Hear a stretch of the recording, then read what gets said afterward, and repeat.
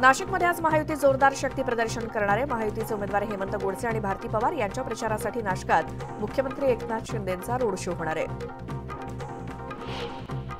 मनमाडमध्ये आज सभांचा धडाका असणार आहे। महायुती आणि महाविकास आघाडीच्या उमेदवारांसाठी शरद पवार आणि देवेंद्र फडणवीस मैदानात उतरलेत। दोन्ही नेत्यांची आज जाहीर सभा होणार असून फडणवीस आणि पवारांची तोफ कुणावरती धडाडणार याकडे सर्वांचं लक्ष लागलंय। महायुतीचे उमेदवार राहुल शेवाळे यांच्या प्रचारासाठी नारायण राणे मैदानात उतरले। जुन्या सहकार्याचा प्रचार करण्यासाठी वडाळ्यात नारायण राणेंची जाहीर सभा होणार आहे। यावेळी नारायण राणे कुणावरती निशाणा साधतात याकडे सर्वांचं लक्ष असेल। कपटी मित्रापेक्षा दिलदार शत्रू बरा, मात्र त्याच शत्रूनं मला मदत केली असं खळबळजनक वक्तव्य सांगली लोकसभेचे उमेदवार संजय काका पाटील यांनी केलं। त्यामुळे भाजपच्या उमेदवाराला मदत करणारा नक्की कोण हा शत्रू आहे याची चर्चा सर्वत्र रंगली आहे। इंडिया आघाडीकडून संविधान धोक्यात असल्याचा प्रचार केला जातोय, मात्र काँग्रेस आणि इंडिया आघाडीचे पक्ष धोक्यात आहेत अशी टीका केंद्रीय मंत्री रामदास आठवले यांनी केली। घाटकोपरमधील मृतांचा आकडा 16 वर गेलाय। होर्डिंगखाली दबलेल्या कारमधून आणखी 2 मृतदेह बाहेर काढण्यात आले। याच ढिगाऱ्याखाली आणखी काही जण अडकल्याची भीती आहे। घाटकोपर दुर्घटनेवरून किरीट सोमय्या यांनी आरोप केला। पेट्रोल पंप आणि होर्डिंगची कमाई 50 कोटी रुपये आहे। त्यामुळे मातोश्रीवरती किती पैसे जातात आणि भांडुपला किती हिस्सा मिळतो याचा हिशोब द्यावा लागेल असा इशारा त्यांनी दिलाय। तर संजय राऊत भिंडेला घेऊन मातोश्रीवरती गेले असाही दावा त्यांनी केला। पुणे शहराला पाणीपुरवठा करणाऱ्या खडकवासला धरण साखळी प्रकल्पातील 4ही धरणांमध्ये मिळून एकूण 23% पाणीसाठा शिल्लक आहे। मागील वर्षीच्या तुलनेत यंदा 2.30 टीएमसीनं पाणीसाठा कमी आहे। शहराला 2 महिने पुरेल इतकाच पाणीसाठा आता शिल्लक राहिलाय। पुणे शहरातील सिमला ऑफिस चौकाजवळ मेट्रो स्टेशनचे गर्डर लॉन्चिंग आणि पिलरचं बांधकाम केलं जाणार आहे। या कालावधीत वाहतूक कोंडी टाळण्यासाठी सिमला ऑफिस चौक आणि परिसरातील वाहतुकीत शुक्रवारपासून बदल करण्यात येणार आहेत। यंदा अमेरिकेत पसरलेल्या डेंग्यूच्या साथीच्या पार्श्वभूमीवर जागतिक आरोग्य संघटनेनं डेंग्यूवरील दुसऱ्या लसीला मान्यता दिली आणि त्यामुळे साथीच्या या आजाराविरोधात लढण्यासाठी आरोग्य यंत्रणेला मोठा दिलासा मिळालाय।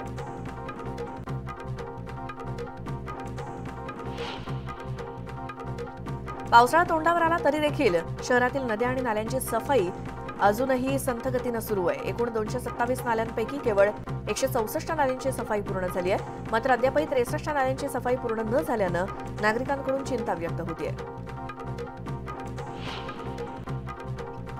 मध्य आणि पश्चिम रेल्वेच्या हद्दीतील नियमबाह्य आकाराचे म्हणजेच 40 फूट बाय 40 फुटांपेक्षा अधिक आकाराचे सर्व जाहिरात फलक रेल्वे प्रशासनानं तातडीनं हटवावेत या आशयाची नोटीस मुंबई महानगरपालिका प्रशासनानं रेल्वे प्रशासनाला पाठवली आहे आणि अतिरिक्त महानगरपालिका आयुक्त डॉ. अश्विनी जोशी यांनी ही नोटीस बजावली आहे।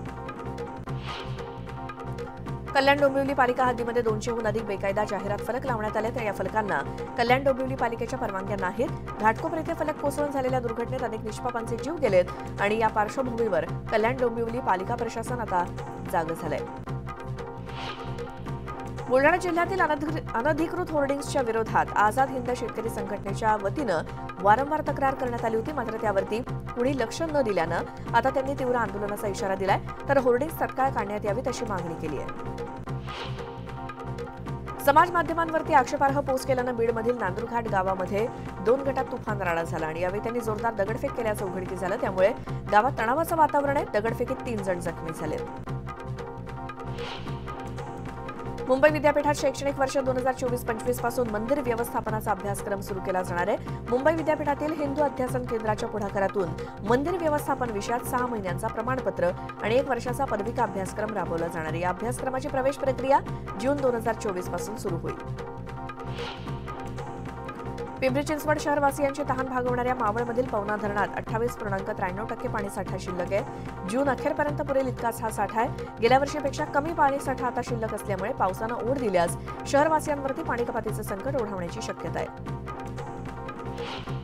उन्हाळ्याच्या सुट्ट्यांमध्ये प्रवाशांची गैरसोय होऊ नये म्हणून रेल्वे प्रशासनाकडून विशेष गाड्यांची सोय करण्यात आली आहे। यावेळी मनमाड, भुसावळ, मलकापूर, अकोला आणि बडनेऱ्याला थांबा देण्यात आलाय। बुलढाणा जिल्ह्यातील आलेवाडी रघु प्रकल्पाच्या डॅम लाईनच्या पायाभरणीचं काम सुरू आहे आणि त्यासाठी लाल मातीचा वापर करण्यात येत असल्याची माहिती मिळताच आलेवाडी ग्रामस्थांनी अपर मुख्य सचिव जलसंपदा विभागात तक्रार केली आणि ठेकेदारावर कारवाई करण्यात यावी अशी मागणी केली। भुसावळ रेल्वे स्थानकावरती मोकाट कुत्र्यांचा सुळसुळाट झालाय, त्यामुळे प्रवाशांमध्ये भीतीचं वातावरण आहे। या प्रकरणी रेल्वे विभागानं तातडीनं मोकाट कुत्र्यांचा बंदोबस्त करावा अशी मागणी प्रवाशांकडून केली जाते। रब्बी उन्हाळी हंगामातील ज्वारीचं पीक तयार झालेलं आहे आणि बाजारपेठेत ज्वारीची विक्री वाढलेली आहे। गेल्या 1.5 महिन्यापासून ज्वारीची आवक जोरदार सुरू आहे, मात्र या काळात दर चढलेला नाही। उलट बाजार समित्यांमध्ये सरासरी भाव 2000 रुपयांपर्यंत मिळतोय। दरवाढीची अपेक्षा ठेवून घरात साठवून ठेवलेला कापूस आता शेतकरी हंगामाच्या तोंडावरती विक्रीला काढू लागलेत। दर वाढले नाहीत, मात्र कापूस घरात साठवून ठेवल्यानं अडचणी निर्माण झाल्यात, त्यामुळे आता अनेकांनी कापूस विक्रीला सुरुवात केली आहे। यंदाच्या खरीप हंगामासाठी कृषी विभागानं 44.56 लाख टन रासायनिक खतांचा साठा मंजूर केलाय। मे महिन्याच्या सुरुवातीपर्यंत राज्यामध्ये 29.19 लाख टन खतांचा साठा होता। उर्वरित खताचा पुरवठा केंद्राकडून होणार आहे। हंगामात खतांचा तुटवडा निर्माण होऊ नये यासाठी कृषी विभागानं काटेकोर नियोजन केलंय। गुरांच्या चाऱ्यासाठी शेतकऱ्यांची धडपड सुरू आहे। चोपडा तालुक्यात शेतातील बाजरी, ज्वारी, मका यांचा कडबा घेऊन त्याची बारीक कुट्टी करण्यात शेतकरी व्यस्त आहेत। पावसाळ्यात चारा टंचाई भासू नये म्हणून शेतकऱ्यांचे हे प्रयत्न सुरू आहेत। राष्ट्रीय कृषी विकास योजनेतून ऊस जोडणी यंत्रासाठी केंद्रानं कर्ज अनुदान योजना लागू केली आणि त्यामुळे बँकांनी कर्ज प्रक्रिया सुलभ करावी अशा सूचना साखर आयुक्तालयानं दिल्या। राज्यातील काही जिल्ह्यांमध्ये गारपीट होण्याचा इशारा हवामान विभागाने दिलाय। त्यानुसार नगर आणि नाशिकमध्ये गुरुवारी मेघगर्जना आणि ताशी 50 ते 60 किलोमीटर वेगानं वाहणाऱ्या वादळी वाऱ्यासह अवकाळी पाऊस आणि गारपीट होण्याचा अंदाज आहे। विदर्भात यावर्षीच्या हंगामात विक्रमी पावसाची नोंद झाली आहे। मार्च, एप्रिल आणि मे महिन्यात सरासरीपेक्षा 352% अधिक पावसाची नोंद विदर्भात करण्यात आली। यात सर्वाधिक विक्रमी 144.1 मिलीमीटर पाऊस यवतमाळमध्ये आणि त्यानंतर 133.8 मिलीमीटर पाऊस नागपुरात नोंदवण्यात आला। मोसमी पाऊस 31 मे रोजी केरळमध्ये दाखल होण्याचा अंदाज हवामान विभागानं वर्तवलाय। मोसमी वाऱ्याच्या वाटचालीसाठी पोषक स्थिती असल्यामुळे मोसमी पाऊस वेळेत केरळात दाखल होईल असं देखील भारतीय हवामान विभागानं सांगितलंय। अल निनोचा परिणाम म्हणून एप्रिल महिन्यामध्ये जगभरातील तापमान सरासरीपेक्षा अधिक नोंदवलं गेलं। उष्णतेच्या लाटा अधिक तीव्र आणि असह्य झाल्यात। जागतिक तापमान वाढ सलग 11 महिने कायम राहील असं निरीक्षण जागतिक हवामान संघटनेनं नोंदवलंय। बुलढाणा शहरासह पंचक्रोशीतील गावांना पाणीपुरवठा करणाऱ्या येळगाव धरणात केवळ 15% जलसाठा शिल्लक असल्याचं धक्कादायक चित्र आहे। जून अखेर पुरेल इतकाच जलसाठा असल्यामुळे पाऊस वेळेवरती येणं काळाची गरज आहे।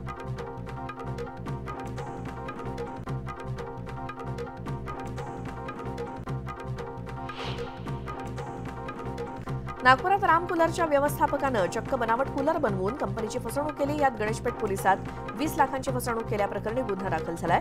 त्यासोबत चौघांवरती गुन्हा दाखल झाला असून त्यांचा शोध पोलिसांकडून सुरू आहे।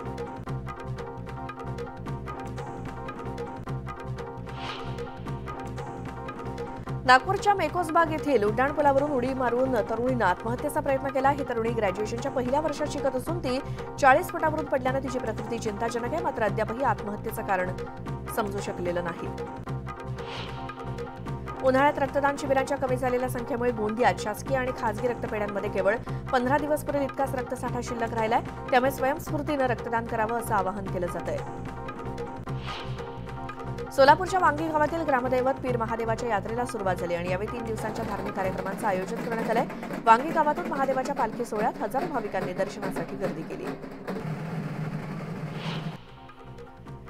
शिवसेनेमुळे नरेंद्र मोदींना रस्त्यावरती यावं लागल्याचा टोला संजय राऊत यांनी लगावला। गेल्या 1 महिन्यात मोदींनी महाराष्ट्रात 28 सभा घेतल्या, मात्र किती सभा घ्या, रोड शो घ्या, हा महाराष्ट्र तुमच्या मागे उभा राहणार नाही अशी टीका त्यांनी केली।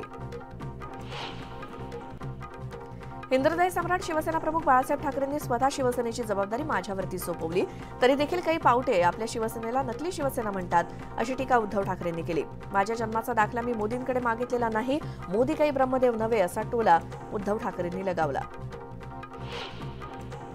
70,000 कोटींचा उपमुख्यमंत्री, मग मुख्यमंत्री कितीचा असेल असा सवाल उद्धव ठाकरेंनी नाशिकच्या जाहीर सभेत केला। चोराच्या हातात धनुष्यबाण दिलंय, पण मशाल बघा कशी पेटलेली आहे। संपूर्ण देशाची फौज मोदींकडे, तरी सुद्धा ते उद्धव ठाकरेंना घाबरतायत असा टोला त्यांनी लगावला। नाशिकच्या सभेत उद्धव ठाकरे यांनी जिरेटोपावरून पुन्हा एकदा निशाणा साधला. प्रफुल्ल पटेल यांनी वाटेल त्याच्या डोक्यावरती माझ्या महाराजांचा जिरेटोप ठेवू नये, नाहीतर महाराष्ट्र तुम्हाला आपटेल, असा घणाघात उद्धव ठाकरेंनी केला. महाराजांच्या जिरेटोपाला हात लावायची, काय दर्शन घ्यायची सुद्धा मोदींची पात्रता नसल्याचं ठाकरे म्हणाले. वणीमध्ये शरद पवार यांची सभा पार पडली. यावेळी त्यांनी पंतप्रधान मोदींवरती टीका केली. देशाच्या पंतप्रधानांचं भाषण मी ऐकलं. देशातील नागरिकांमध्ये अंतर वाढवण्याचं काम ते करत होते, अशी टीका शरद पवारांनी केली. राज्यातलं पाणी गुजरातला देण्याचे प्रयत्न केले जात आहेत, असाही आरोप त्यांनी केला. नाशिकमधल्या सभेत छगन भुजबळ यांनी पंतप्रधान नरेंद्र मोदींना एक पत्र दिलंय. यात कांद्याला किमान आधारभूत किंमत आणि प्रोत्साहन अनुदान देण्याची मागणी करण्यात आली आहे. देशातील सर्व शेतकऱ्यांना अडचणीत आणण्याचं काम भाजपनं केल्याचा आरोप जयंत पाटील यांनी केला. या भागातील पाण्यावरती गुजरातचा डोळा असून नाशिक जिल्ह्याचं पाणी टिकवायचं असेल तर आपण जागृत असलं पाहिजे, असं ते म्हणाले. 2 डिसेंबरला कांद्याला 40 रुपये भाव होता, आता 17 रुपये झालाय. मोदींचं शेतकऱ्यांना दामदुप्पट भाव देण्याचं आश्वासन हवेत विरल्याची टीका अमोल कोल्हेंनी केली. आता बस झालं, अबकी बार हद्दपार. देशात परिवर्तन होणार, ही काळ्या दगडावरची रेष असल्याचं ते म्हणाले. बीडच्या श्री क्षेत्र नारायणगड इथे मनोज जरांगे पाटील यांची 8 जून रोजी सभा होणार आहे. 1000 एकरवरती होणाऱ्या सभेच्या ठिकाणाची जरांगेंनी पाहणी केली.